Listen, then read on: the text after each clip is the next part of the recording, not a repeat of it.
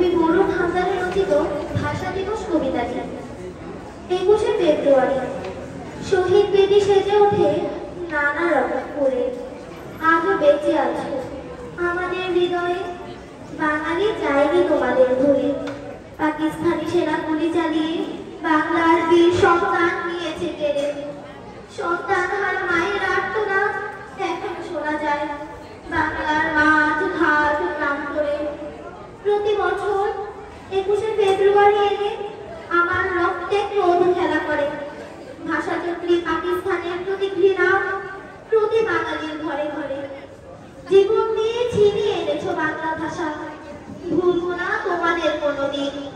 গর্বে মাথা উঁচু করে বাংলায় কথা বলি, কোনোদিন শোধ হবে না তোমাদের ঋণ। বাঙালির মাতৃভাষা কেড়ে নিতে চেয়েছিল যারা, আসলে তারা সভ্য মানুষ না। মাতৃভাষা দিবসে পৃথিবীর সকল মানুষ করে তাদের ঘৃণা। তোমাদের বলিদানে পূর্ব পাকিস্তানে বাংলা ভাষা নতুন জীবন পেল। তোমাদের শোকে শোকাহত পৃথিবী 21শে ফেব্রুয়ারি মাতৃভাষা দিবসের স্বীকৃতি দিল। পৃথিবীতে কেউ কোনো দিন যেন কারো মাতৃভাষায় আঘাত না হানে। বাংলা ভাষা প্রেমিকদের আত্মত্যাগে 21শে ফেব্রুয়ারি মাতৃভাষা দিবস হিসেবে সবাই মানে। মাতৃভাষা রক্ষায় অনেক সংগ্রাম, কত বীর বাঙালির আত্মবলিদান।